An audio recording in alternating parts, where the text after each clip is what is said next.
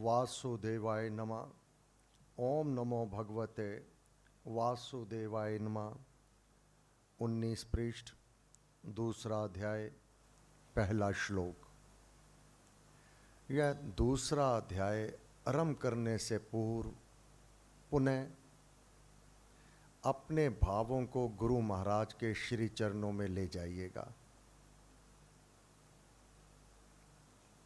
ये आज का जो पाठ आरंभ होने जा रहा है दूसरे अध्याय का, पहले अध्याय में केवल अर्जुन बोल रहे हैं। सारे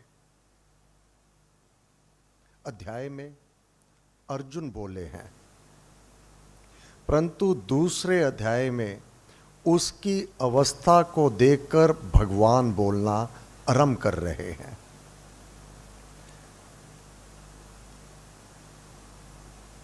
और गुरु महाराज ने श्रीमद् भगवत गीता के पाठ की रीति में आरंभ में ही कह दिया है। श्रीमद् भगवत गीता का पूर्ण रूप पाठ करने वाले स्त्री पुरुषों को चाहिए कि वे इस पावन पाठ को, पावन परम पावन पवित्र यह स्वयं है, और जो स्त्री पुरुष एकाग्रता से इसका पाठ करेंगे वह भी परम पावन पवित्र हो जाएंगे। जैसी संगति की जाएगी वैसा मानव हो जाएगा। स्त्री पुरुष श्रीमद् भगवत गीता की शरण में आएंगे, ये परम पावन है तो ये परम पावन पवित्र कर भी देगी। ये इसमें शक्ति है। अज्ञानता को दूर कर देवेगी और साधक के चिदाकाश में प्रकाश वह प्रज्वलित ज्योति प्रज्वलित हो जाएगी, जग जाएगी। उसके जीवन से क्या करना या ना करना यह दुविधा समाप्त हो जाएगी। इस पावन पाठ को एकाग्र मन से किया करें। अब पाठ करते हुए अपना कोई भी भाव इधर उधर ना बिखरे। अपने आप को उस युद्ध क्षेत्र में ले जाइए जहां अर्जुन अपने रथ पर खड़े थे। क्यों? जिज्ञासा थी, मैं देखूं कौन इस युद्ध में उपस्थित हुआ है। साधारणता देख लो, गीता में सब कुछ इसी लौकिक है, अलौकिक इसमें कुछ भी नहीं है।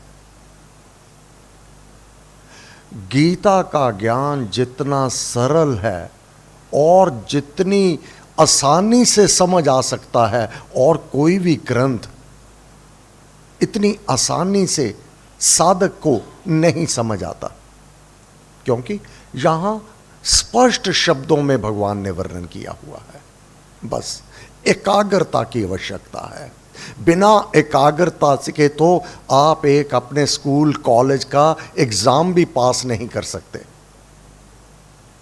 बिना एकाग्रता से गृहिणी अपने घर का चूल्हा भी ठीक से नहीं सुलगा सकती, अपनी रसोई को भी ठीक से तैयार नहीं कर सकती अगर वह एकाग्रचित नहीं है। कोई भी पदार्थ व्यंजन स्वादिष्ट नहीं बनेगा अगर एकाग्रता नहीं है। फिर जीवन इतना आसान नहीं है।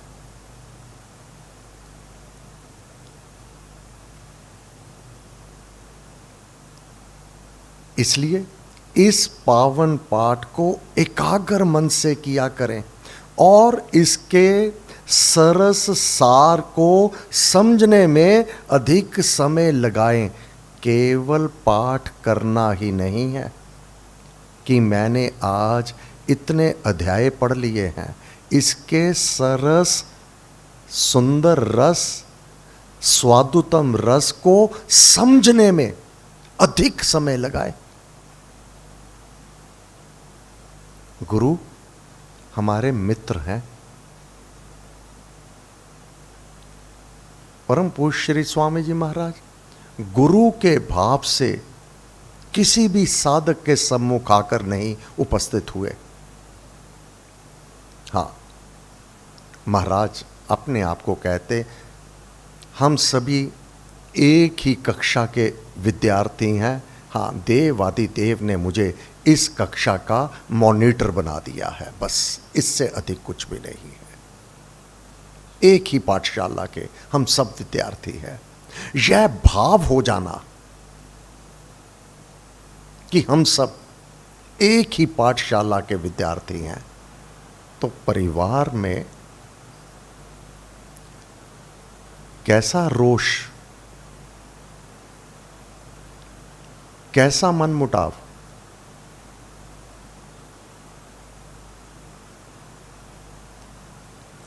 गुरु महाराज ने कहा इसके सरस सार को समझने में अधिक समय लगावे।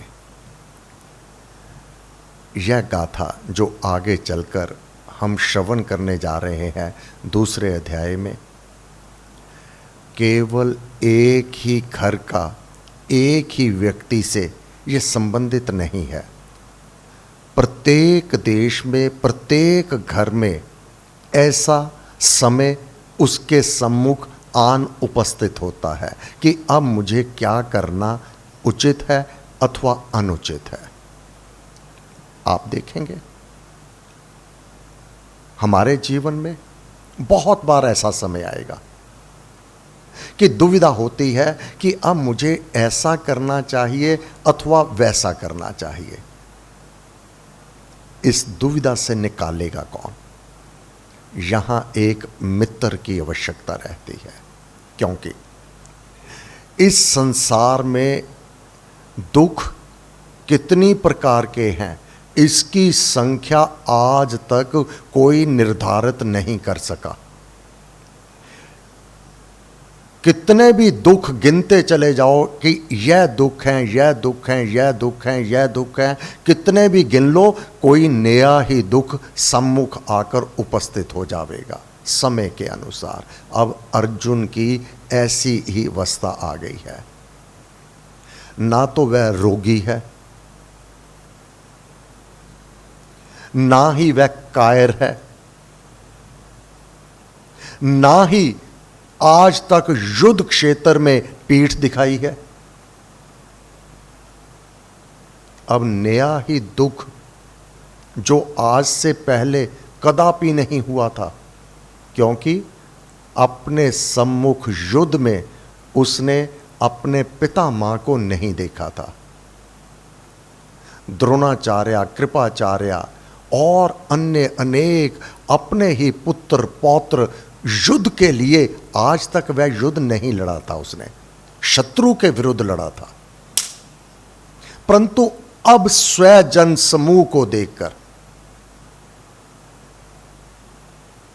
कहां गई उसकी शूरवीरता, कहां गया उसका शौर्य? क्या रोग हो गया? क्या उसके शरीर में कोई विकार आ गया? नहीं, नया दुख आ गया, नई अवस्था उसके सम्मुख उपस्थित हो गई। यहां एक मित्र चाहिए होता है। आगे चलकर अर्जुन स्वयं कहेगा, हे केशव, आप मेरे सखा हो, आप मेरे मित्र हो।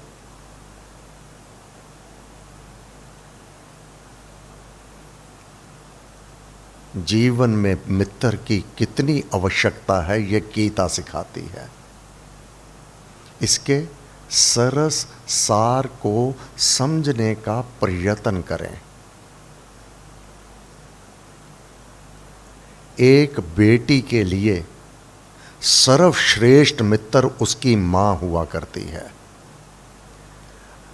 बेटी अपनी मां से तो कोई बात ना करे, जो बाहर के सखियां सहेलियां बनाई हुई हैं उनसे बात करके कोई अपना कार्य सिद्ध करवाना चाहे, उसमें भय है।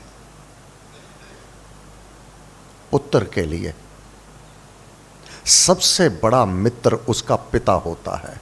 जब आयु बढ़ जाती है तो पिता के लिए सबसे बड़ा मित्र उसका अपना पुत्र होता है, जो कदापि तुम्हारे को नीचे नहीं गिरने देगा। मित्रता यहां श्रीमद् भगवत गीता सिखाएगी। आगे चलकर हम स्वयं पाठ करेंगे, तू मेरा सखा है, तू मेरा मित्र है। क्यों?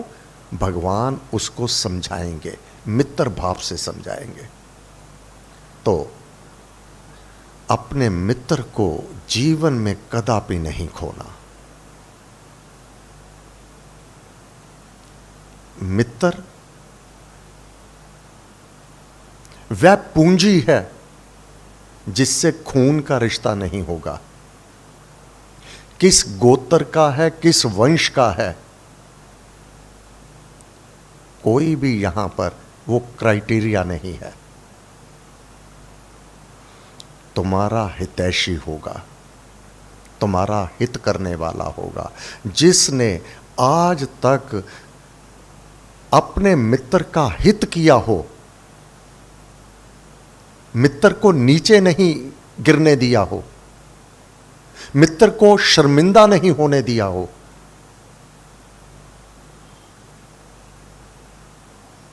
उसके साथ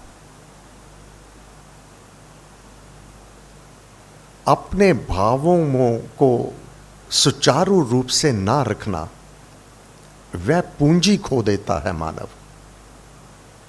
जो परम पिता परमात्मा ने उसे मेल करवाया था, बाकी मेल परम पिता परमात्मा खून का रिश्ता करवाता है, परंतु यहां इस लोक का जो संबंध है तेरे हित के लिए करवाया था, परंतु तू अपने अभिमानवश, अज्ञानवश उस संबंध को अगर तार तार कर देता है तो ये तेरा अपना कर्म है।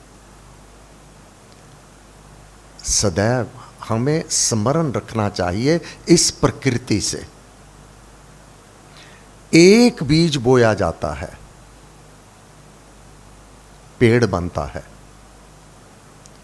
फल के रूप में एक बीज के बदले एक बीज, एक फल नहीं प्राप्त होता। एक बीज बोया हुआ अनेक फल और अनेक बीज उत्पन्न कर देता है। तुम्हारी एक गलती, वह बीज कितने प्रकार से तुझे दुख देखने होंगे, वह फल एक नहीं अनेक प्रकार से तुझे प्राप्त होगा। यह श्रीमद् भगवत गीता बताएगी। अर्जुन का यह समयोचित कर्तव्य का पालन ना करना, भगवान, अब अर्जुन जो डबडबाती आंखों से कांपता हुआ, जब तो उत्सुक था कि मुझे देखना है कि किनके साथ युद्ध करना है। साधारणता कोई मैच देख रहा हो, गोल होना हो तो उठ खड़े होते हैं सभी दर्शक, उत्सुकता में उठ खड़े होते हैं। बैठे हैं, दिखाई दे रहा है, परंतु उठ खड़े होते हैं, एक नहीं सारा स्टेडियम। यह स्वभाव है। अर्जुन भी रथ पर बैठा हुआ था, रथ चलाकर दोनों सेनाओं के मध्य खड़ा कीजिए, मैं देख सकूं किनके साथ मुझे युद्ध करना है। अब बैठे हुए भी तो देख रहा था, परंतु उठ खड़ा हुआ, उत्सुकता स्वभाव है मानव का। अब इसमें जोश है, उत्सुकता है, शौर्य है कि युद्ध बैठ के नहीं किया जा सकता। अब सम्मुख उन सभी स्वजनों को देख करके अर्जुन कांपने लगा, टांगों में शक्ति समाप्त हो गई, मन बुद्धि चकराने लगा। अब कोई व्यक्ति जब चक्कर आने लगे, घबराहट होने लगे, सारा संसार बैठ जाता है, लेट जाता है। अर्जुन की जो दशा गुरु महाराज ने वर्णन की हुई है, ये हम सबके साथ नित यही तो होता है, उत्साह है, अथवा अपने धैर्य को खो दिया है। ये परिवर्तन अपने कार्य क्षेत्र में ये हम सब देखते हैं। गीता में इसको समझने का प्रयत्न करना, हे मानव, अगर तेरे में उत्साह है, मन बलवान है, तो कोई भी कार्य तेरे लिए असंभव नहीं है। अगर तूने मन से हार गया, अगर सम्मुख स्वजन अथवा जो भी कार्य तेरे को करना है उसमें तूने विषाद कर लिया, अज्ञान आ गया, तो तेरी शक्ति तुरंत समाप्त हो जाएगी। तो यहां दुख कितने प्रकार के हैं इसको आज तक कोई निर्धारित नहीं कर सका कि अर्जुन के सम्मुख आज एक नया दुख आन उपस्थित हुआ है। अब अर्जुन जो कह रहा है कि अगर नित मैं हथियारों रहित बैठा हुआ हूं और सम्मुख वह कौरव मुझे मार दें, तो यह मेरे लिए अधिक उत्तम है। युद्ध करके अपने कुल को मैं कलंकित होते हुए नहीं देख सकता। जो आज से पहले जब युद्ध होते रहे हैं तो सैनिक किस प्रकार से मनमानी करते रहे हैं, वह उस दृश्य को अवलोकन कर रहा है। मैं अपने कुल को कलंकित नहीं देख सकता। अब अर्जुन मोह में है अथवा वैराग्य में है। त्याग किया है, मुझे नहीं चाहिए। अब किस भाव से वह त्याग कर रहा है, मोह के वश अथवा वैराग्य के वश? निश्चित रूप से यह अर्जुन का त्याग वैराग्य नहीं है। वैराग्य भरत का था, उसने अपने राजपाट को स्वीकार करने से इनकार कर दिया। वैराग्य लक्ष्मण का था, अर्जुन का वैराग्य नहीं है। उसने 14 वर्ष का वनवास तो बड़े भाई को हुआ है, स्वयं 14 वर्ष उस वनों के दंडक वन में स्वीकार करना यह मोह नहीं वैराग्य है कि मुझे अपना भाई अपना परिवार प्रिय है, मुझे यह राजपाट प्रिय नहीं। स्व इच्छा से लक्ष्मण जी ने त्याग किया था।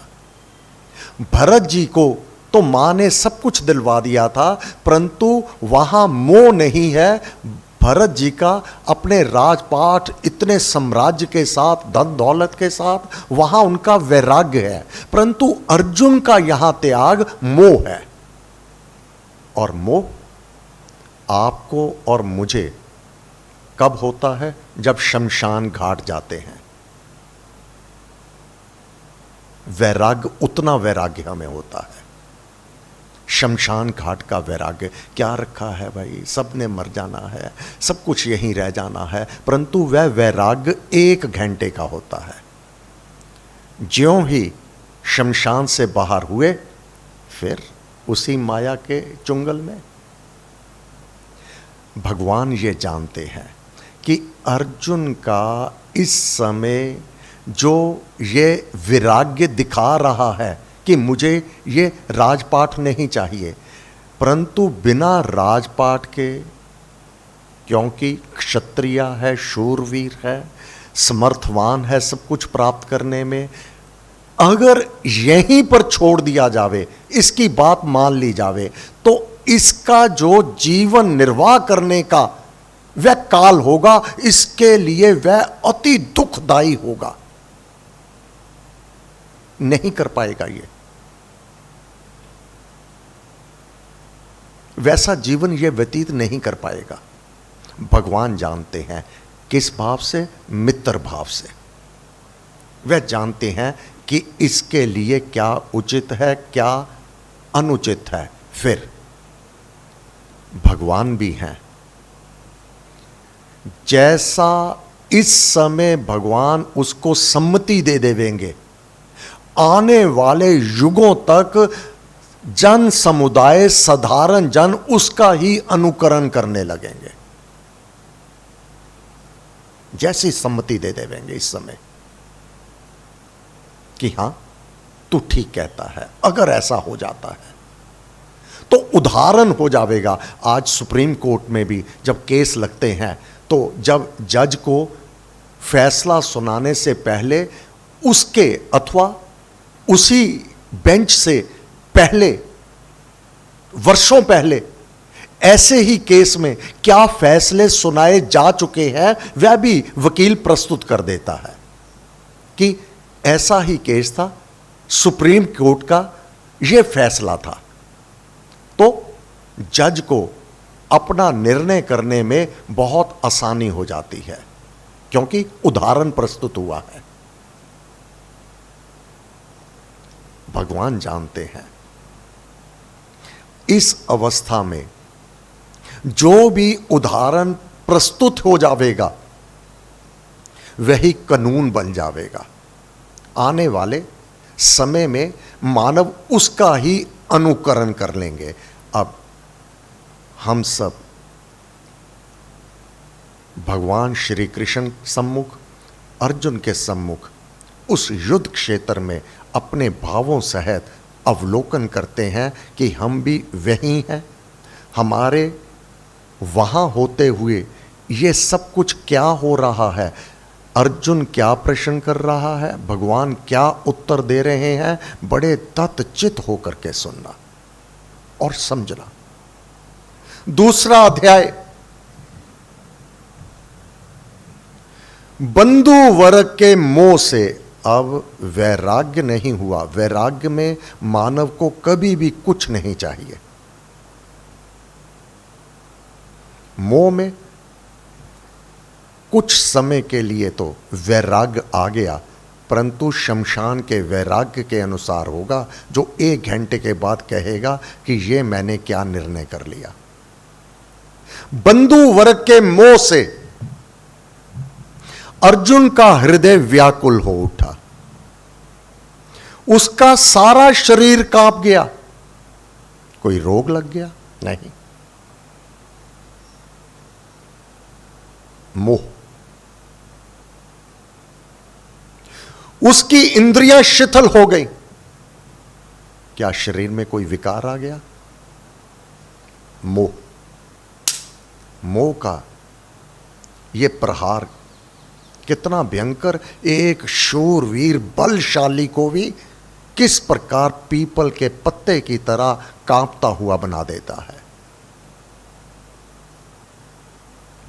और वह मूर्छा सी खाकर रथ पर बैठ गया।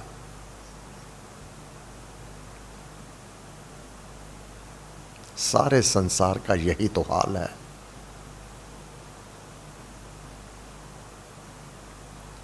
उसने मोह से उत्पन्न हुए विषाद, गम, दुख, उसने मोह से उत्पन्न हुए विषाद में, अपने कर्तव्य कर्म में बस यहीं पर हम अगर डामाडोल हो गए कि मेरा कर्तव्य कर्म क्या है। महाराज जनक की सभा, अष्टावक्र प्रवेश कर रहे हैं। महाराज जनक का कर्तव्य, महाराज होते हुए भी, राजा होते हुए भी विद्वान का आदर करना, उठ खड़े हुए थे अपने सिंहासन से। ये कर्तव्य कर्म के अंतर्गत किया महाराज जनक ने। आप और मैं अगर अपने से बड़े और विद्वान का आदर नहीं करेंगे तो अपने कर्तव्य कर्म से बेमुख हो गए हैं। सभी राजा और वह ब्रह्म ज्ञानी, आत्मा को जानने वाले जब देखा आठों अंग टेढ़े मेढ़े घसीट करके वह चले आ रहे हैं, तो सभी हंस दिए और अपने अपने आसन पर बैठ गए। अष्टावक्र जी उस सभा से वापस होने लगे। महाराज जनक तो आत्मज्ञानी आत्मा से जानते हैं। जब कोई आत्मा से बोलता है तब कान नहीं सुनते, नाद भी कानों से नहीं सुना जाता, अंतर मन से, हृदय से सुना जाता है। जिस प्रकार अल्ट्रासाउंड आंख से नहीं देखता, वह जो टूल कानों से नहीं सुनता, हृदय से सुनता है, हृदय से देखता है। अपना कर्तव्य कर्म मानव का कब अगर बिगड़ जावे तो उसका फल अनेक प्रकार से कड़वा उसके सम्मुख होगा। महाराज जनक अपने आसन को छोड़ करके नीचे अष्टावक्र जी के सम्मुख दोनों हाथ जोड़ करके, आप इस सभा से क्यों जा रहे हैं? हे राजन, मुझे इस कीचड़ कुंड में नहीं आना है। ये तो बहुत कुलीन ऋषि मुनि सिद्ध उपासक हैं यहां पर, आप इन्हें कीचड़ का कुंड कैसे कह रहे हैं? यहां तो चमार हैं। हे ऋषिवर, आपने इनको चमार कैसे कहा? इनसे पूछो। जब राजा खड़ा हो तो प्रजा, सभापति खड़ा हो तो दूसरे जो उस सभा में है वह बिना आज्ञा के कैसे बैठ जावे?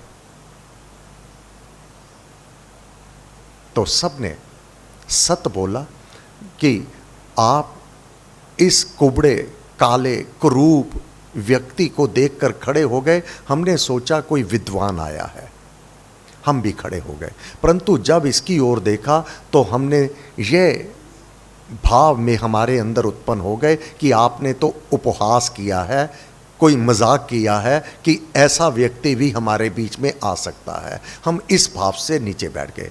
भाई, इन्होंने मेरी चमड़ी नहीं देखी? परखे चाम चमार कहावे। जो चमड़ी को परखेगा वह चमार ही तो होगा कि कितनी गुणवत्ता है इसमें। ये कीचड़ का कुंड ही तो है। तब महाराज जनक ने सबकी ओर से क्षमा मांगी और सभी ने मिलकर के अष्टावक्र जी से क्षमा मांगी। तब उन्होंने उस सभा में ज्ञान दिया। विनम्रता, जिज्ञासा। अगर अभिमान महाराज जनक की सभा में उन अपने आप को उच्चतम अवस्था के स्वामी मानने वाले, तो वह ज्ञान के अधिकारी ही नहीं थे। अपना कर्तव्य कर्म, गीता का 4वां अध्याय, विनम्रता होना। अगर कुछ सीखना है, अगर ज्ञान को प्राप्त करना है, अगर अपने जीवन में वास्तविक परिवर्तन चाहते हुए अपने दुखों से सदैव निस्तारा प्राप्त करना है, तो कर्तव्य कर्म का पालन। पहला कर्तव्य आदर। मनु जी ने 10 लक्षण बताए हैं।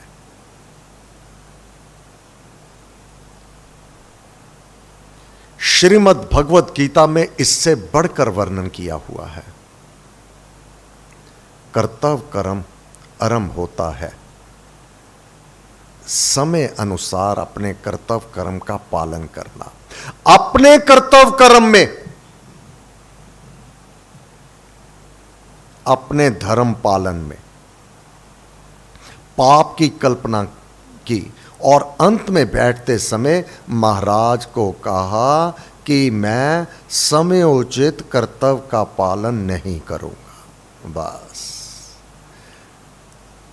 अब अगर कोई व्यक्ति समय उचित कर्तव्य का पालन नहीं करेगा, भगवान उसे आगे मित्र के रूप में समझावेंगे कि अब तेरे को किन कठिनाइयों से, किन विपदा से तेरा सामना हो जाएगा।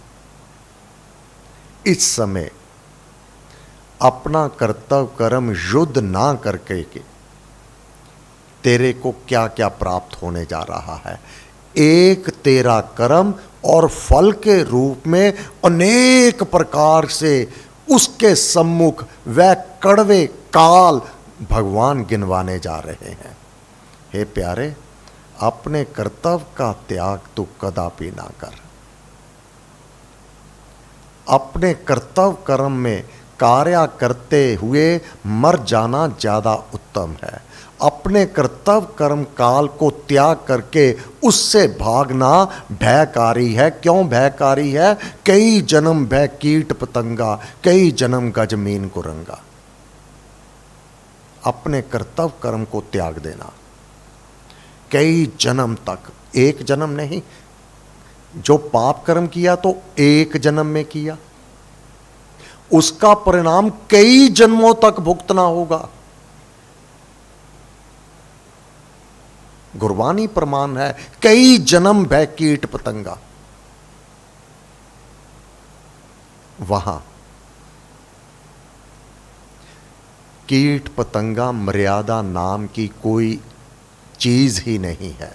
पशु पक्षियों में, कीट पतंग में तो मर्यादा का एक उल्लंघन करके, अपने से बड़े का आदर ना करके, अब तेरा भाव आदर ना करने का है तो तेरे को वह जन्म एक नहीं अनेक बार दे दिया जाएगा कि अब वह स्वभाव तेरे में है ही नहीं, अब तुझे उसकी आवश्यकता ही नहीं है। ना संकोच होगा, ना वहां कोई आवश्यकता होगी। अगर अपने कर्तव्य का पालन ना किया जाए तो कर्म योग की बड़ी महिमा है। गुरु महाराज ने महात्म में वर्णन किया हुआ है कि श्रीमद् भगवत गीता में कर्म योग की बहुत महिमा है। मानव एक बार नहीं बहुत बार पाठ करता है, इसके सरस सार को समझने का प्रयत्न नहीं करता। महात्म में गुरु महाराज कह चुके हैं, श्रीमद् भगवत गीता में कर्म योग की बड़ी महिमा है। कर्मों के फलों में आशा ना लगाकर कर्तव्य बुद्धि से कर्म करना कर्म योग है। क्या करना उचित, क्या अनुचित, ऐसा नहीं है। जब तो बनी हुई हो तब तो मनमानी करे, जब बिगड़ जावे फिर चाहे कि यह फिर ठीक हो जावे। रहमन धागा प्रीत का मत तोड़ो झटकाए, टूटे से फिर ना जुड़े, जुड़े तो गांठ पड़ जाए। बड़ा आसान है अपना नाता तोड़ना, बहुत आसान है। अपने पारिवारिक जीवन को बचा करके रखो। कोई ऐसा शब्द ना बोलो, कोई ऐसा व्यवहार ना करो कि घर का बड़ा रुष्ट हो जावे। जब पितर रुष्ट हो जाते हैं, ये पितर वह भी तो किसी का पुत्र है जो तुम्हारा पिता है। ये संबंध केवल शरीर छूट जाने से समाप्त नहीं हो जाते। उसके भी बड़े बूढ़े अपने परिवार को देख रहे हैं। जब अपनी संतान का आगे उसकी संतान निरादर करती है तो पितर रुष्ट हो जाते हैं। पहली पहचान, जीवन में बाधा आ जाएगी, कोई ना कोई बाधा। तू कितना भी प्रयत्न कर ले, उस बाधा को पार नहीं कर पाएगा।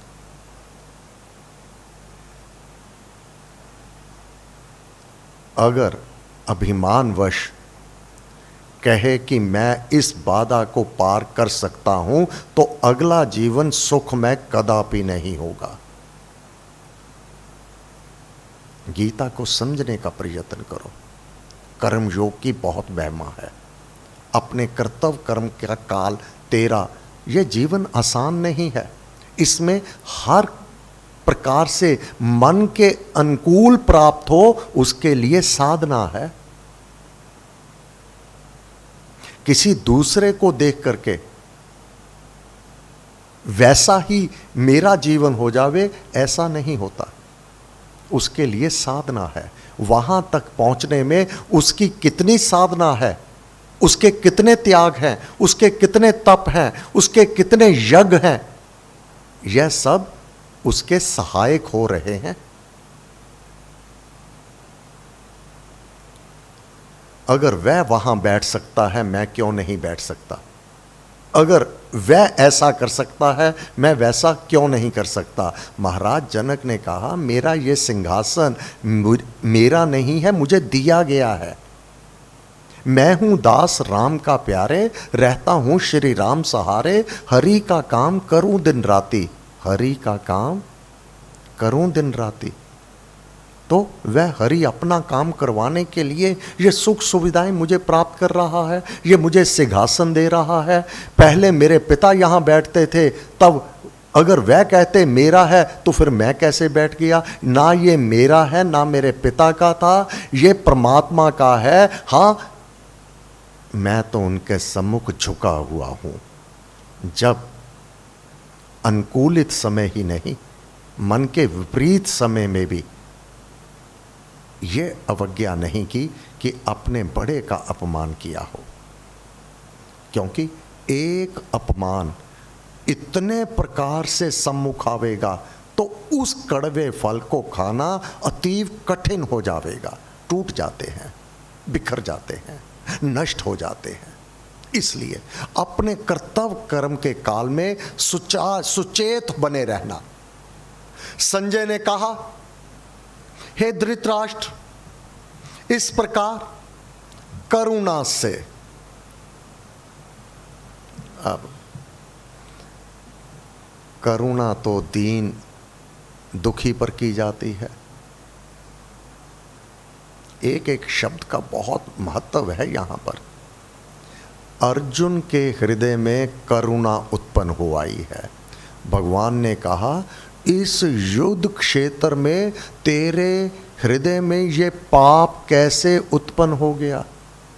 ये कोई समय नहीं करुणा का।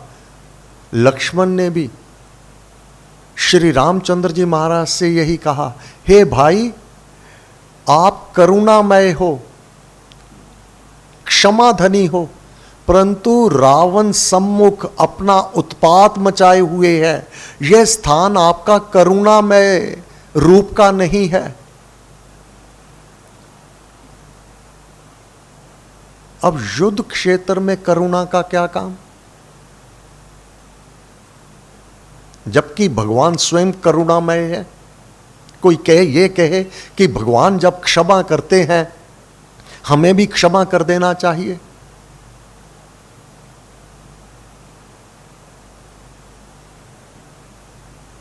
यही तो गीता की सुंदरता है। विष, सांप का विष प्राणों को हर लेता है, परंतु सांप काट जावे, उस विष को उतारने के लिए भी सांप का विष ही चाहिए। उस विष से ही विष को काटा जाता है, लोहा लोहे से काटा जाता है। परंतु कब, कहाँ, किस प्रकार मानव को अपना अभिमान जागृत करना है और कहाँ विनम्र बने रहना है, बस इसका ही ज्ञान। इंजीनियर बड़ी से बड़ी मशीन को जब ठीक करता है ना, फ्लाइट से इंजीनियर को चाइना से बुलाया गया कि ये आपकी मशीन आवाज़ करती है। उसने कहा, ऑन करो, मैं सुनता हूँ इसकी आवाज़। सुनी आवाज़।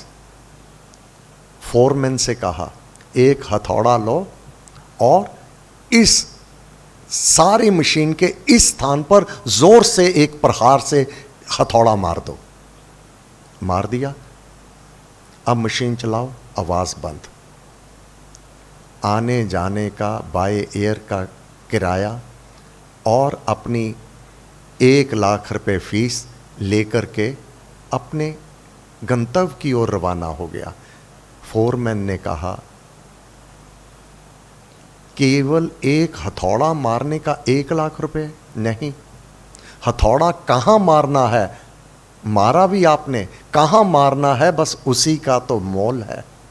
जीवन में कब कहां क्या करना है बस इसी से तुम्हारे गुण और अवगुण अवलोकन होते हैं। साधारण जीवन में, संसार में कब क्या करना है बस यह सिखाया है गीता ने। संजय ने कहा, हे धृतराष्ट्र, इस प्रकार करुणा से, अब करुणा का तो स्थान नहीं, यह तो युद्ध क्षेत्र है, यहां तो शूरवीरता चाहिए, परंतु यह करुणा का आ जाना ही गुरु महाराज और भगवान मित्र रूप में कहेंगे ये तेरा पाप कर्म है।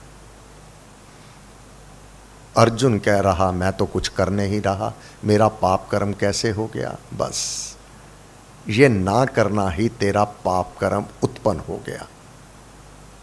इस प्रकार करुणा से, बंधुओं के मोह से उत्पन्न हुई दीनता से, व्याप्त आंसुओं से डबडबाती हुई आंखों वाले उस दुखित होते हुए अर्जुन को भगवान मधुसूदन ने यह वचन कहा। सारे संसार का यही हाल है। जब करुणा आती है, जब मोह उत्पन्न हो आता है, सारे संसार में मां अपने बच्चे की गलती पर उसको अपने छाती से भी लगाती है, परंतु आंखों में से छम छम आंसू भी आते हैं। क्या कोई रोग है? कोई आंखें खराब है? नहीं, आंतरिक भाव।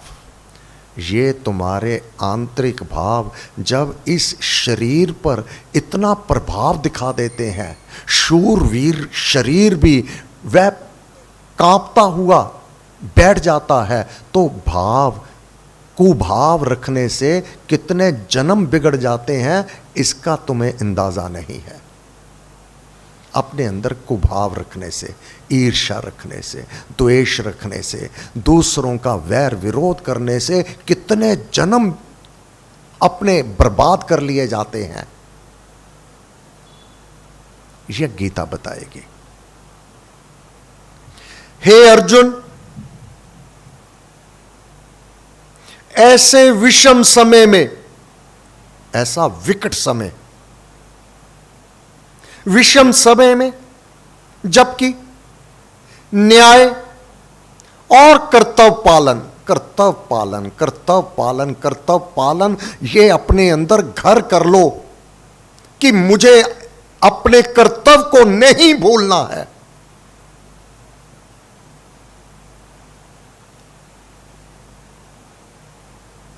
अंधाधुंध हो बन अन्यायी, करें पाप की बहुत कमाई। जबकि न्याय और कर्तव्य पालन के अतिरिक्त अन्य कोई भी मार्ग नहीं रहा। सारे प्रयत्न कर चुके, एक एक करके धृतराष्ट्र के उस साम्राज्य में, राजपाट में जाकर एक एक करके कि आप ऐसे कर लीजिए तो भी शांति हो जाएगी, 5 गांव ही दे दीजिए, उसी से अपनी आजीविका चला लेंगे।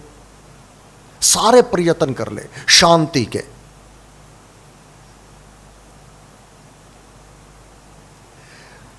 कर्तव्य पालन के अतिरिक्त अन्य कोई भी मार्ग नहीं रहा। संग्राम की सारी सुसज्जा हो चुकी है, अंतिम निर्णय करना अनिवार्य हो गया है। तुझ में बंधुओं के मोह का यह पाप, बंधुओं के मोह का यह पाप कहां से आ गया है? युद्ध क्षेत्र है, संग्राम के नाद गुंजाए जा चुके हैं, परस्पर केवल लोहा लेने की देर है। ऐसे इस विषम समय में तेरे हृदय में ये पाप करने की वृत्ति कहां से उत्पन्न हो गई? ना तो तेरे पूर्वजों में ऐसी कायरता आई थी, ना तो आज तक तेरे पूर्वजों ने, जिस वंश से तू है, यह पाप कर्म उत्पन्न हुआ था, तुझ में कहां से आ गया?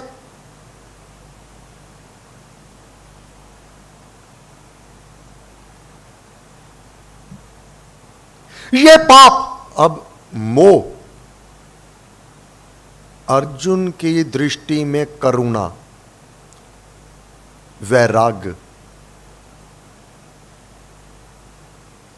साधारणता हमारे लिए मोह दिखाई दे रहा है, परंतु भगवान इसे पाप कह रहे हैं। मैं अपने सम्मुख स्वजन को, समूह को अपने वानों से कैसे बींदूंगा? अगर नहीं बींदेगा तो तू पाप कर्म है। भगवान, मैं तो कुछ कर नहीं रहा, धनुष उठा भी नहीं रहा, तो ये मेरा पाप कर्म कैसे है? अपने कर्तव्य कर्म का ना करना ही तेरा पाप कर्म है। ये पाप अनार्या जनों को, रामायण को याद है आपको? कितने स्थानों पर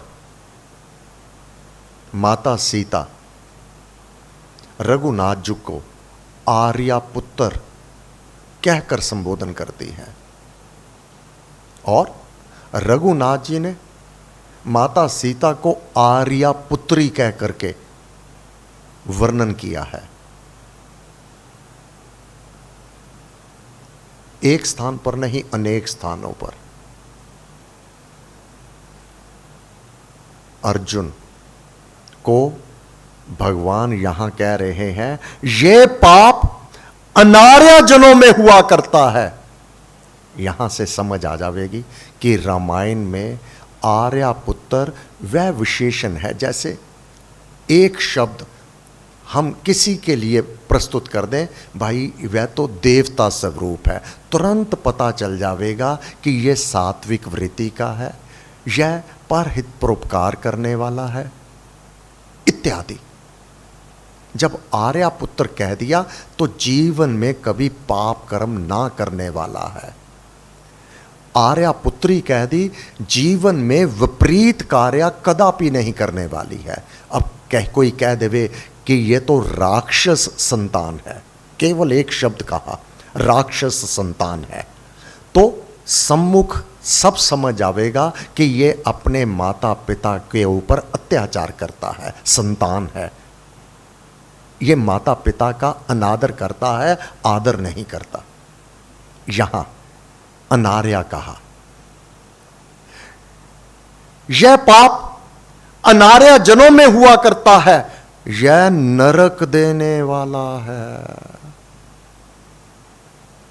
हे प्यारे, अपना कर्म निहार ले, यही सियाना काम। तेरा ये कौन सा कर्म कब तुझे अनेक जन्मों तक दुखों में ले जाएगा, ये मित्र समझा रहा है। ये नरक देने वाला है और अपयशकारक है।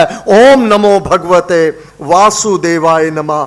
ओम नमो भगवते वासुदेवाय नमः। आज मंगलवार साय प्रार्थना सभा 7 से 8:15। सब शक्ति मते परमात्मने श्री रामाय नमः। सर्व शक्ति मते परमात्मने श्री रामाय नमः। सर्व शक्ति मते परमात्मने श्री रामाय नमः। शक्ति मते परमात्मने श्री रामाय नमः। सर्व शक्ति मते परमात्मने श्री रामाय नमः। सर्व